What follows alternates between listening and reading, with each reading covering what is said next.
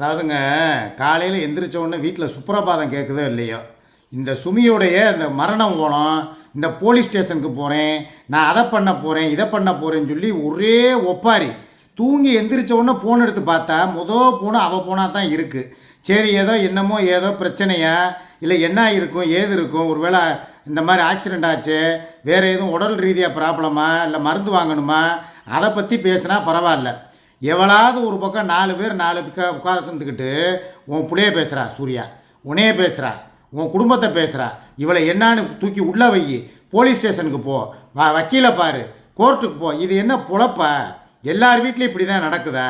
அவங்கவுங்க காலையில் எந்திரிச்சா, நேற்று நீ கூப்பிட்ட மரியாதைக்கு வந்தேன், நான் என் கடமை அது.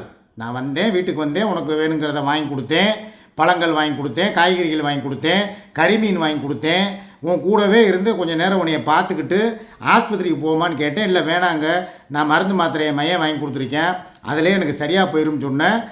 கூடவே இருந்தேன், பேரங்கூடையும் கொஞ்சம் விளையாண்டுட்டு தான் நான் வந்தேன். நான் ஏதாவது உங்கள் விஷயத்தில் குறை வைக்கிறேன்னா, நீ மாத்திரம் எப்படி உனக்கு அந்த ஒரு நைட்டுக்குள்ளே என்ன உனக்கு என்ன மண்டக்கிற்கு பிடிச்சிருமா? நைட்டு ஒரு மாதிரி பேசுகிற, காலையில் எழுந்திரிச்ச உடனே உட்காந்துக்கிட்டு மாத்தாங்கம்மான்னு சொல்லி கிழிக்கிறது, அவளை போட்டு திட்டுறது. அவள் ஒன்றும் பேசலை, சாதாரணமாக தான் நேற்று. ஏதோ நீ என்னப்பா பேசுன நேற்று? அதாவது உன் மயம் பிரச்சனைக்கும் உன் மாமனார் வரல. மாமனார் பிரச்சனையை பேசியிருக்க. மாமனார் வரல. சரி சரி, யாருக்குமே வரல. ஒரு பெத்த புள்ள இவ்வளவு அடிபட்டு கண்ணு இப்படி கிடக்கு, பாக்குறவங்க எதிரிக்கு கூட பாவம் இறக்க வரும். ஆமா, ஒரு கண்ணு இப்படி கலங்கி போய் இப்படி இப்படி கிடக்குறாளே அப்படின்னு சொல்லிட்டு எதுக்கு ஒரு அப்பனுக்கு துடிக்கல? அப்படி இது நியாயமான கேள்வி தானே. இதுல என்ன தப்பு இருக்கு? வாழ வேண்டிய வயசுல இப்படி போய் ஒட்டி பண்ணி விட்டாளேன்னு அவ யாரு என்னன்னு கண்டுபிடிச்சு அவளை தூக்கி போட்டு நோனி நேரம் பண்ண வக்கு இல்ல. அப்ப என்ன இவங்க குடும்பம்? ஒரு நம்ம வீட்டு பிள்ளைக்கு இப்படி முடியலையா? 1000 இருக்கட்டும், நீ கூத்தியா வெயில குழம்பு என்னமா பண்ணு? சரியா, ஒரு நம்ம வீட்டு பிள்ளைக்கு இப்படி முடியலன்னு சொல்லி வராத சொந்த பந்தம் என்ன வெண்ணைக்குன்னு கேட்குறோம். அம்மா சத்ததுக்கும் வரல, இப்போ மய பிரச்சனைக்கு வரல. எனக்கே அந்த ஆதங்கம் வந்து என் மனசுக்குள்ள ரொம்ப நாளா எப்படி இருக்க? எனக்கு முடியல என்ன இருந்தாலும் எங்க அம்மா வரனா கேப்பியா கேட்க மாட்டியா? ஏமா ஒரு பெத்த பிள்ளைக்கு முடியல, நான் கூட்டிட்டு அவளுக்கு கக்கூஸ் போக முடியுமா? உன்னை குளிக்க வைக்க முடியுமா? என்னன்னா தாய் இருந்தா ஒரு ஆறுதல் தானே நினைப்பான். சரி, அவளுக்கு தாய் இல்ல, தகப்ப என்ன பண்றாரு சொல்லு பாப்பா. யாரா தான் கேட்பாங்களா கேட்க மாட்டாங்களா? அவர் வந்து எதுவும் வந்து கூட்டு போறதுக்கு தேவையில்லைப்பா. ஒரு ஆறுதல் தானே, ஒரு ஆறுதலா வந்து ஒரு 2 வார்த்தையை பேசலாம், வைக்கலாம், என்னமாச்சு ஏதாச்சுன்னு ஒரு ஃபோனில் கூட விசாரிக்கலாம். இதில் என்ன தப்பு இருக்குது? நீ எதுக்கு இந்த இவளை குத்தம் சொல்லி நீ ஒரு பிரயோஜனம் கிடையாது. நான் காலையில் நான் வேறு விஷயத்தை நான் பேசுகிறதுக்காக வந்தேன். இவன் அந்த மெர்சிமா விஷயத்தில் நேற்று பேசுனது எனக்கு பிடிக்கலன்னு சொல்லி அந்த டாப்பிக்கை பேசி, எப்பா யாரையும் பகிச்சுக்கிறாதப்பா, நாளை பின்ன உன் பிள்ளையோட எதிர்காலத்துக்கும் உனக்குமே ஏதோ ஒரு பிரச்சனை தேவைப்படும். நான் ஒன்னே ஒன்று சொல்லிக்கிறேன், முருகன் மேல சத்தியமா இனிமே அந்த அம்மா கிட்ட வந்து எதிர்பார்ப்பேன். நான் அப்படி இப்படின்னு தயவு செஞ்சு சொல்றேன், என் 2 புள்ள மேல ஆணையமா இனிமே அந்த அம்மா வாங்கி கொடுக்குறேன். சோத்தோட நான் திங்க மாட்டேன். இது உண்மையான சொல்றேன், என் புள்ள மேல சத்தியம் பண்ணி சொல்றேன்.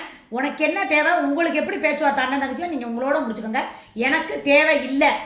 சூர்யா வந்து சொல்லி இருக்குமா சொல்லாதான்னு நான் ஒரு சந்தேகத்துல கூட பேசாம சூர்யா தான் சொல்லியிருக்கேன் அடிச்சு சொல்றவங்க எனக்கு அந்த உறவு தேவையில்லை.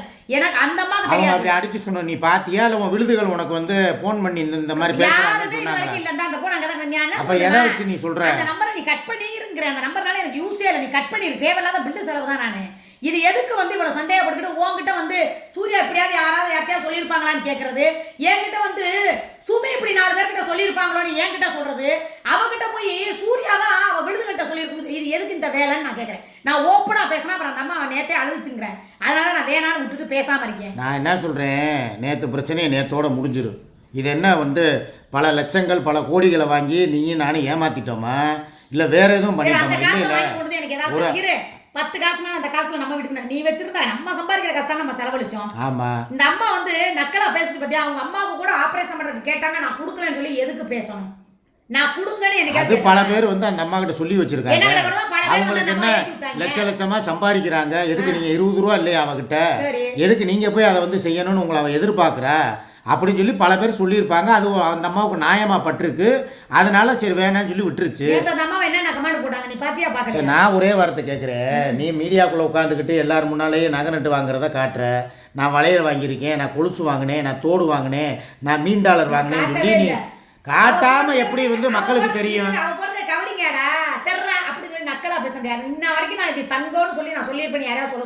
நீ தங்கம்னு நான் சொல்றேன்னு சொல்லலைங்கிறத விட நீ போட்டுட்டு மினுக்கும் போதே எல்லாருக்கும் தெரிஞ்சிரும்ல அது கவரிங்க தங்கமான்னு.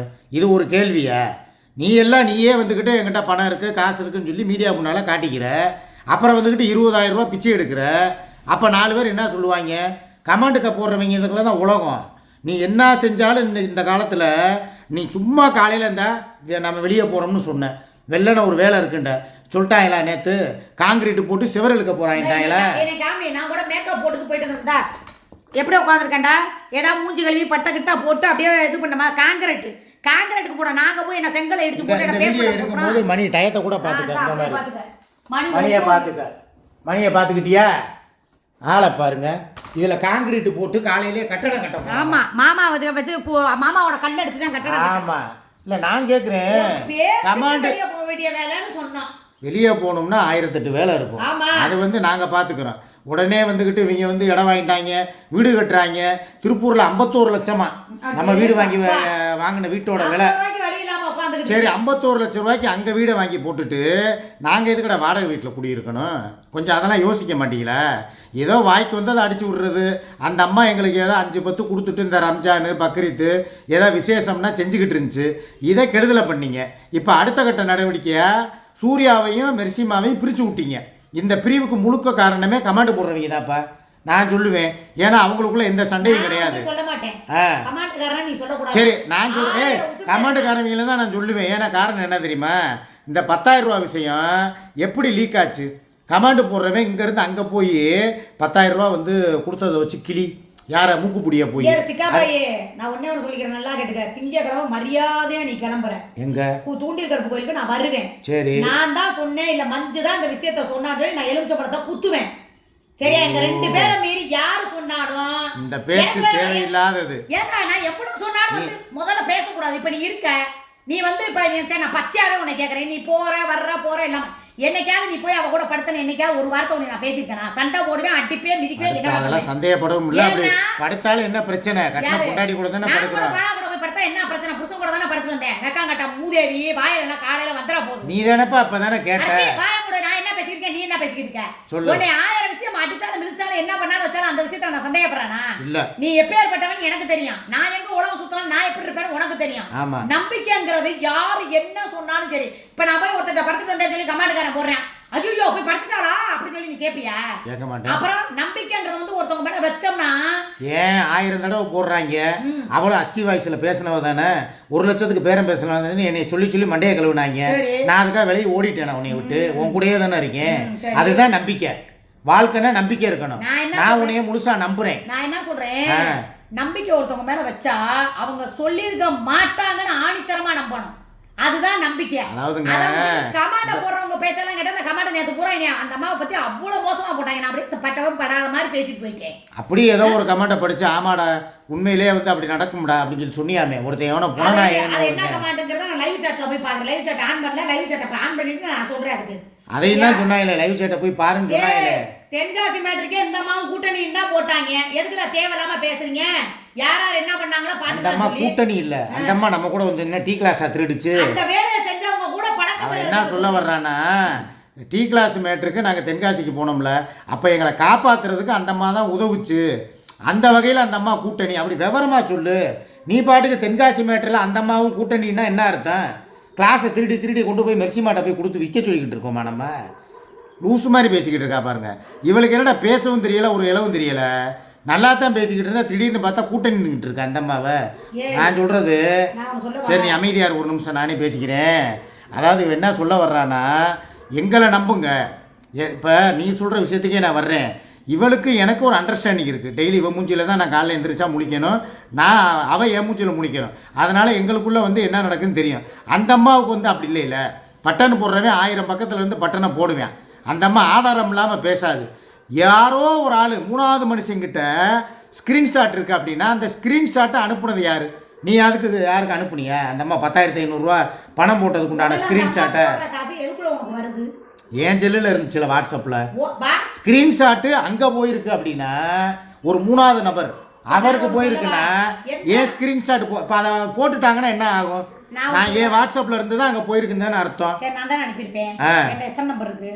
அது எனக்கு தெரியாது. இப்போ ஏன் செல்லு வீட்டில் தானே கிடக்கு. சரி. சார்ஜ் போடுறது, அதை உள்ள பேடிஎம்ல என்னென்ன இருக்குன்னு செக் பண்ணுறது, வாட்ஸ்அப்பில் யார் யார் மெசேஜ் பண்ணியிருக்கா, நீ அனுப்புனதே நீ சொல்லி தான் எனக்கு தெரியும். அதுக்கப்புறம் நான் எப்போ நோண்டுவேன், எப்பயாவது போன நோண்டுவேன். யாராவது அன்னைக்கெல்லாம் ஏதாவது ஒரு ப்ரோக்ராம் இல்லை ஏதாவது ஒன்றுன்னு சொன்னால் பார்ப்பேன். சரியா?